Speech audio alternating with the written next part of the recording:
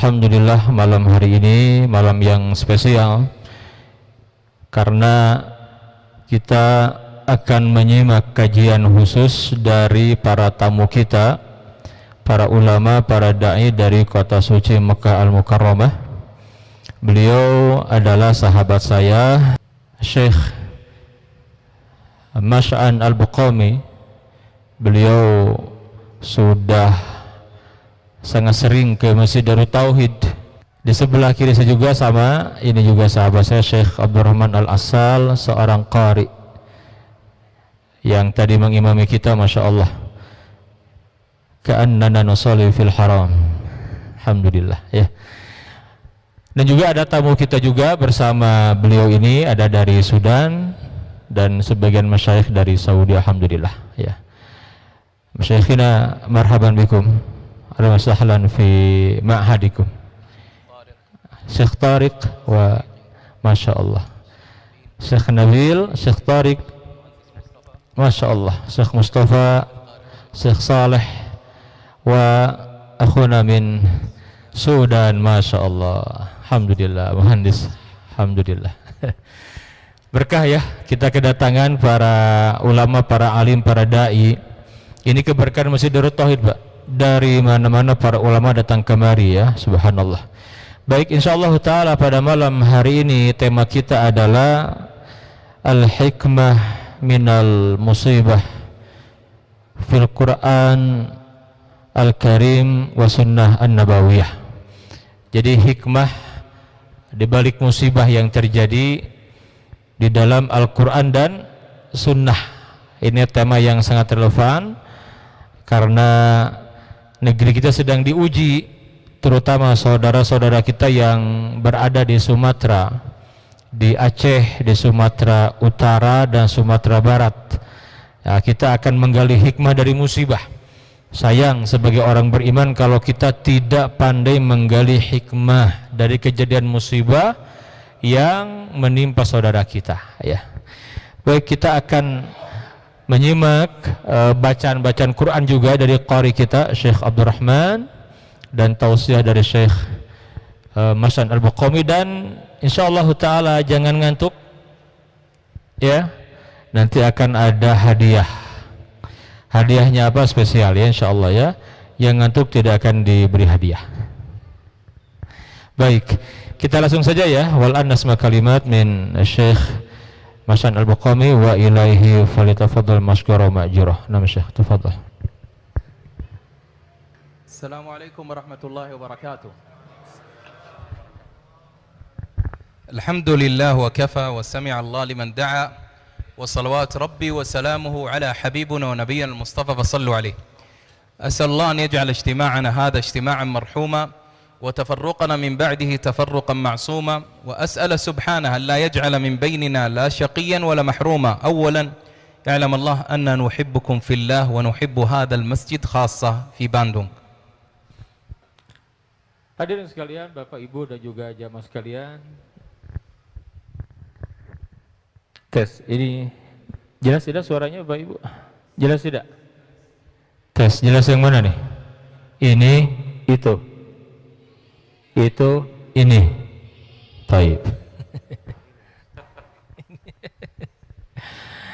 Ya jamaah sekalian, alhamdulillah Syekh mengawali kajian pada malam hari ini dengan memuji Allah Subhanahu wa taala dan bersalawat kepada Rasulullah sallallahu alaihi wasallam, dan setelahnya beliau menyampaikan doa di awal majelis ini. Mudah-mudahan, kata beliau, majelis ilmu kita pada malam hari ini majelis ilmu yang diberkahi Allah Subhanahu wa taala, pertemuan yang diberkahi Allah, dan semoga nanti setelahnya majelis ini kita bubar ya, perpisahan yang dijaga dari kemaksiatan. Dan beliau menyampaikan secara khusus, saya berdoa untuk masjid ini karena saya sangat cinta dengan Masjid Darut Tauhid. Beliau punya sejarah kenangan dengan Masjid Darut Tauhid. Sudah 15 tahun bolak-balik ke Indonesia berdakwah di sini ya. Namanya Syekh. أسأل الله سبحانه وتعالى أن يوفقنا في هذا اللقاء، وأيضا سيكون في آخر اللقاء أسئلة وجوائز قيمة، جوائز للرجال مصاحف وللنساء مصاحف وإكسسوارات للزينة بإذن الله تعالى، فركزوا في الكلام لأن سيكون من خلاله الأسئلة. Kata beliau, semoga Allah memberikan taufik kepada kita semua pada malam hari ini di majelis ini, dan jangan lupa di akhir kajian kita nanti akan ada hadiah beberapa mushaf Al-Quran dari Madinah. Saya akan berikan kepada beberapa akhwat yang serius ngikutin kajian, mencatat, juga para bapak, ya, para ikhwan, para jamaah sekalian juga sama. Kata beliau, perhatikan baik-baik karena nanti akan ditanya. Yang bisa menjawab dan benar jawabannya akan mendapatkan mushaf, ya, mushaf dan beberapa hadiah yang lainnya, kata beliau. Allah subhanahu wa ta'ala khalaqal khalq wa qaddar lahum al-masa'ib wal-amrad wal-ahzan wal-alam. Hadirin sekalian, Allah subhanahu wa ta'ala yang menciptakan makhluk ini, semua makhluk ciptaan Allah. Ketika Allah menciptakan makhluk yang ada di dunia ini, Allah juga menciptakan takdirnya. Semua yang terjadi, yang menimpa makhluk ciptaannya sudah ditentukan, sudah tercatat di sisi Allah subhanahu wa ta'ala. فالمصائب تختلف من أناس إلى أناس. Termasuk ujian berupa musibah. Setiap orang diberikan ujian musibah itu berbeda-beda antara satu dengan yang lain. قد تكون المصيبة عذاب لك من الله، وقد تكون رفعة في الدرجات، وقد تكون تطهير من الذنوب. Musibah yang Allah berikan kepada hamba-hambanya itu pertama terkadang merupakan azab atas dosa-dosa kemaksiatan yang diperbuatnya. Yang kedua untuk mengangkat derajat, ujian dari Allah, ya, diuji. Kenapa? Agar tinggi derajatnya.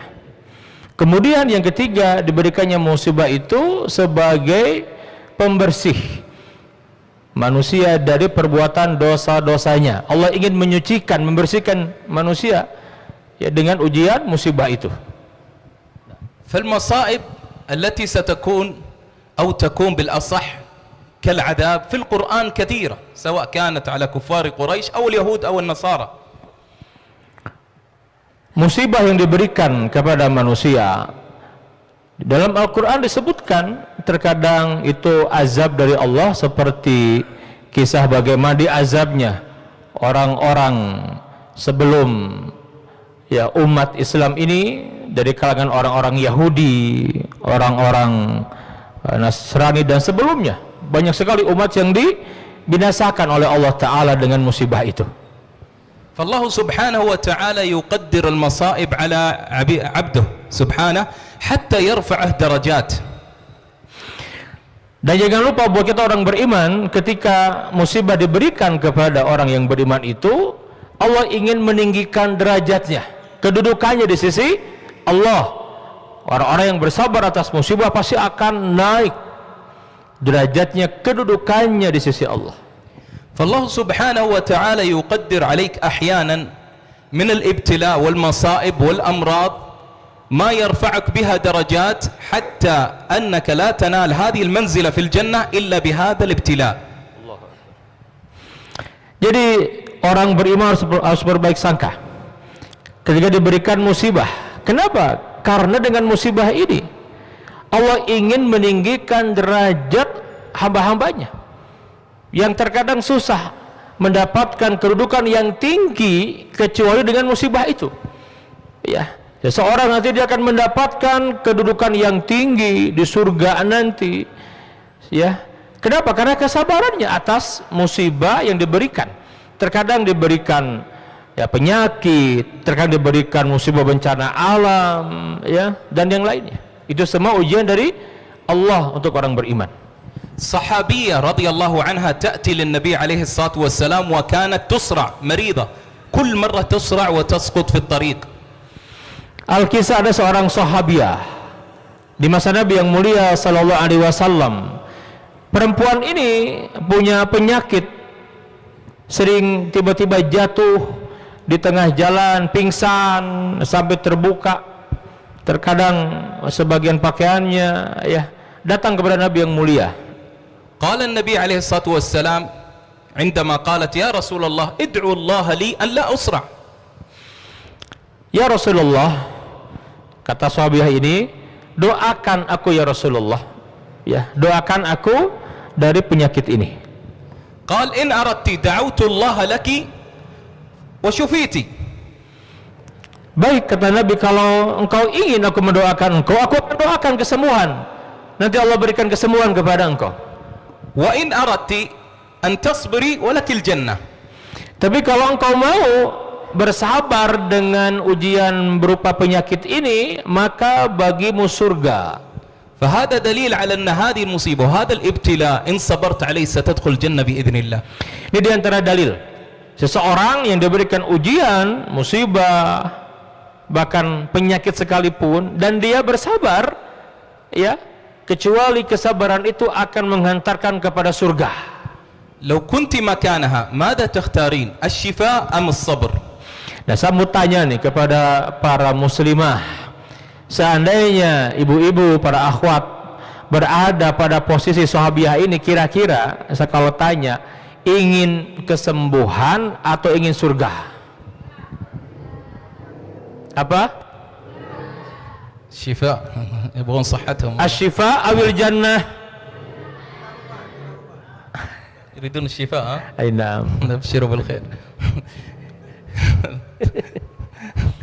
طيب يريدون الشفاء، هذه لا تريد الشفاء، قالت أصبر يا رسول الله ولكن بشرط. Sahabat ini berbeda jawabannya. Beliau menjawab, ya Rasulullah, aku ingin surga, tapi dengan satu syarat ya Rasulullah. لأن النبي عليه الصلاة والسلام خيرها إما أن تشفى الآن وإما أن تصبر ولها الجنة. الجنة أعظم شيء. Kenapa sampai sahabat ini menyampaikan jawaban seperti itu? Karena Nabi memberi pilihan.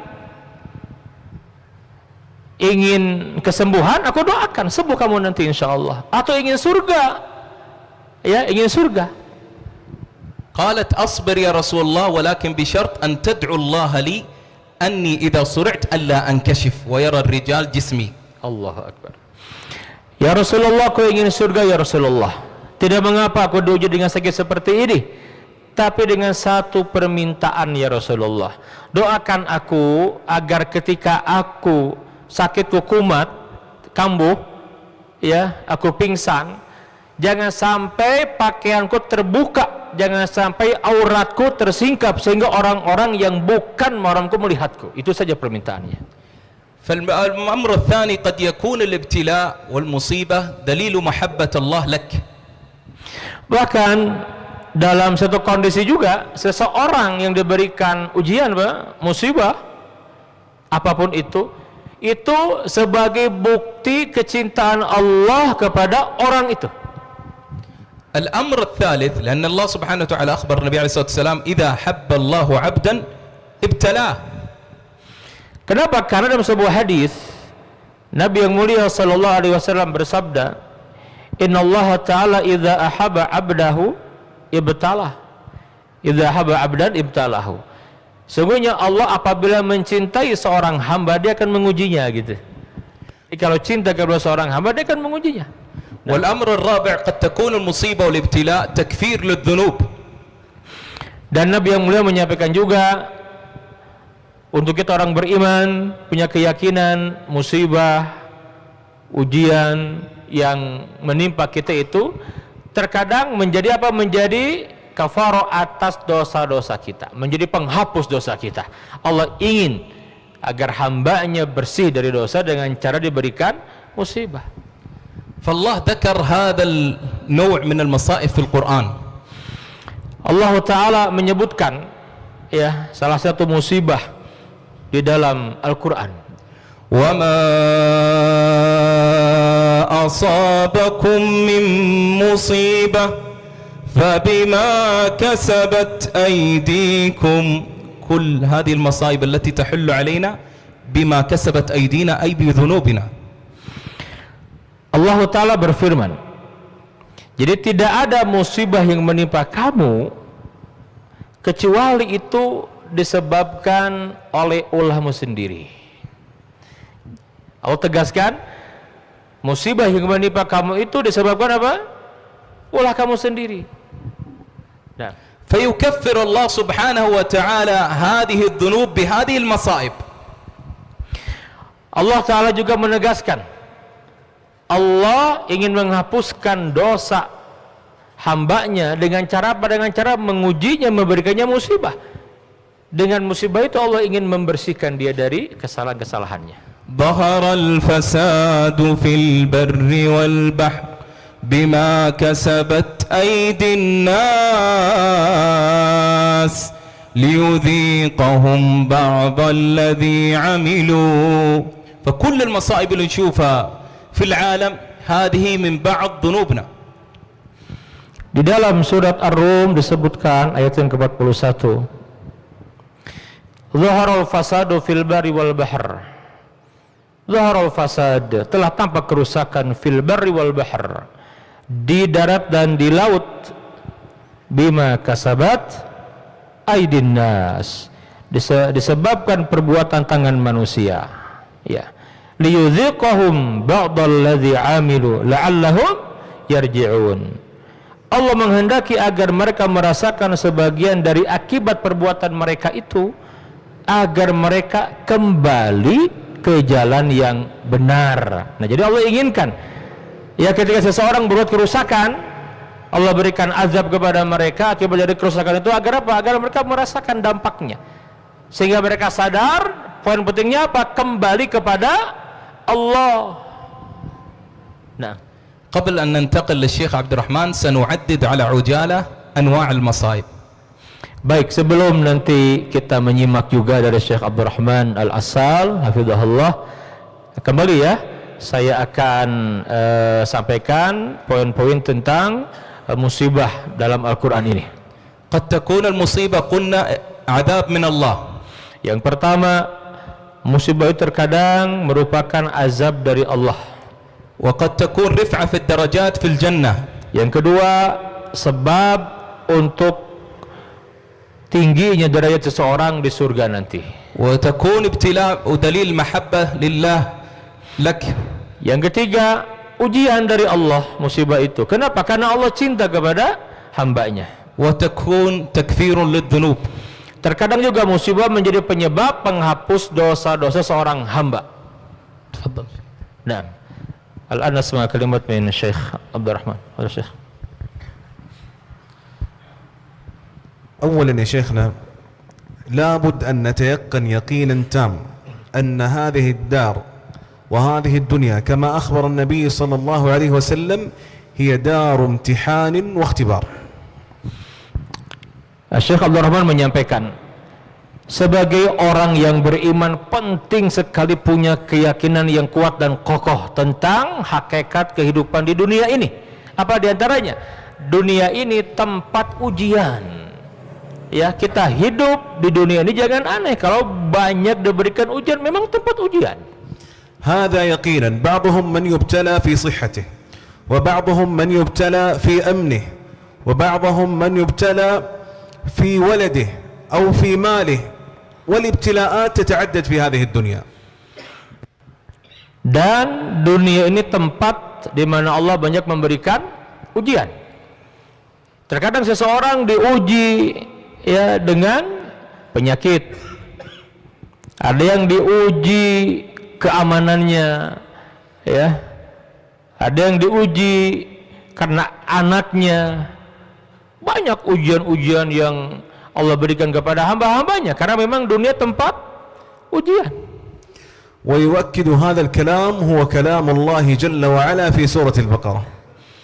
Dan ini semua, ya, disebutkan di dalam Al-Qur'anul Karim oleh Allah Subhanahu wa taala, di antaranya di surat Al-Baqarah. يقول الله جل وعلا: وَلَنَبْلُوَنَّكُمْ بشيء من الخوف والجوع ونقص من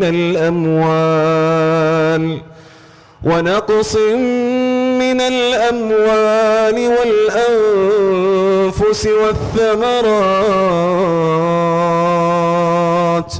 وبشر الصابرين الذين إذا أصابتهم مصيبة قالوا إنا لله وإنا إليه راجعون أولئك عليهم صلوات من ربهم ورحمة وأولئك هم المهتدون. هذا هو كلام الله وهذا هو جزاء الصابرين على ابتلاء الله. Di beberapa ayat yang dibacakan Syekh ini merupakan peringatan dari Allah Ta'ala, ya, di mana Allah Ta'ala berfirman, walanabluwannakum bisyai'im minal khauf, dan kami pasti akan menguji kamu dengan sedikit ketakutan, walju', kelaparan, wa naqsim minal amwali wal anfusi wath thamarat, kekurangan harta, jiwa dan buah-buahan, wa basyiris sabirin, dan berikan kabar gembira kepada orang-orang yang sabar. Siapa mereka itu? Alladzina idza asabathum musibah, yaitu orang-orang yang apabila ditimpa musibah, qalu, mereka berkata, inna lillah wa inna ilaihi raji'un, sesungguhnya kami ini milik Allah dan kepadanya lah kami akan kembali. Ulaika alaihim salawatum rabbihim wa rahmah, mereka itulah yang memperoleh ampunan dan rahmat dari Allah Tuhannya. Wa ulaika humul muhtadun, dan mereka itulah orang-orang yang mendapat petunjuk. Inilah ayat dari Allah Ta'ala, firman Allah tentang musibah, tentang ujian bagi orang-orang yang beriman. وحتى أنبياء الله عليهم الصلاة والسلام هم أكثر الناس ابتلاء. Bahkan Bapak Ibu sekalian jamaah, para nabi, orang-orang yang sangat mulia, yang sangat tinggi kedudukannya di sisi Allah, mereka itu juga diuji oleh Allah. Bahkan ya, yang paling banyak ujiannya mereka para nabi, dengan ujian yang berat sekali gitu. وهذا نبي الله أيوب عليه السلام. Kita lihat bagaimana Allah menguji Nabi Ayub alaihi salam. يصاب بالمرض سنين طويلة وهو يدعو الله سبحانه وتعالى. أصيب في جسده، يدعو الله ويجلس هذه السنين الطوال، والله قادر سبحانه جل وعلا على أن يجعل هذا البلاء يذهب في لحظات. Nabi Ayub alaihissalam, seorang nabi kekasih Allah, Allah uji dengan apa? Penyakit. Allah berikan penyakit sekian lama, sekian tahun lama sekali, ya. Tetapi dengan ujian itu Nabi Ayub tidak pernah mengeluh. Nabi Ayub alaihissalam berdoa kepada Allah, yakin ini bentuk kasih sayang Allah. Nabi Ayub yang diuji dengan penyakit. وبعد هذه السنين التي علم الله فيها نبيه عليه السلام الصبر واليقين والإيمان. Diuji sekian lama, Nabi Ayub itu hanya bersabar saja. Sabar. Karena keimanannya dia yakin ini yang terbaik dari Allah. Nabi Ayub memilih bersabar sekian tahun diuji dengan penyakit. وكان الحل في أن يضرب أيوب عليه السلام الأرض فيخرج منبعين للماء، كلها منبعين باردة، أحدهما يغتسل به وأحدهما يشرب منه شرابا باردا. فكان هذا الشفاء من الله سبحانه جل وعلا في أسهل وأبسط الأمور، والله سبحانه جل وعلا هو القادر وهو القاهر سبحانه جل وعلا. Ketika tiba saatnya kesembuhan dari Allah, Allah berikan kesembuhan. Tetapi kesabaran ketika mendapatkan ujian itu kan pahalanya besar di sisi Allah. Al-Quran menceritakan bagaimana kesembuhan Allah berikan kepada Nabi Ayub alaihissalam. Allah perintahkan agar ya Nabi Ayub memukulkan, ya, menginjak tanah itu, keluarlah 2 mata air, yang satu untuk dipakai mandi, yang dengannya Allah beri kesembuhan karena penyakitnya penyakit kulit yang luar biasa, ujian. Yang satu lagi untuk diminum.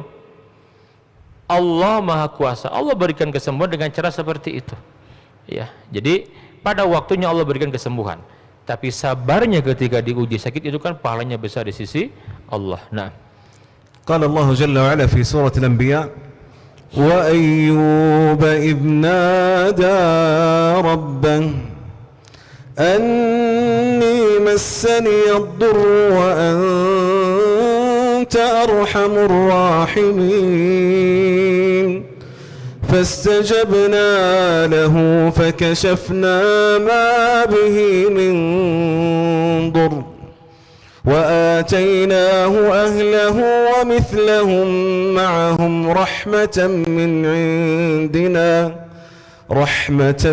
عندنا وذكرى للعابدين.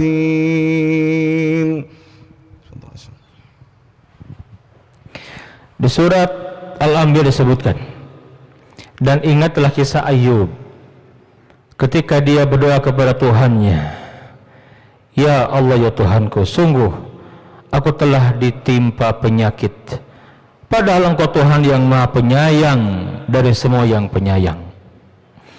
Maka kami kabulkan doanya, lalu kami lenyapkan penyakit yang ada padanya, dan kami kembalikan keluarganya kepadanya, dan kami lipat gandakan jumlah mereka sebagai suatu rahmat dari kami, dan untuk menjadi peringatan bagi semua yang menyembah kami. Surat Al-Anbiya ayat yang ke-83 dan 84.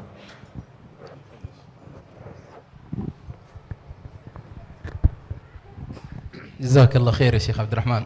نبدأ الآن في الأسئلة. Nah, Alhamdulillah. Baik, karena sudah mau isya ya, kita mulai dengan pertanyaan-pertanyaan ya, sebagaimana tadi beliau sampaikan. Ada apa? Pertanyaan dan ada hadiah insyaallah. Baik, kita akhiri kajian kita pada malam hari ini, mudah-mudahan berkah ya buat semuanya insyaallah taala. Demikian, subhanakallahumma wa bihamdika asyhadu an la ilaha illa anta astaghfiruka wa atubu ilaik. Assalamualaikum warahmatullahi wabarakatuh.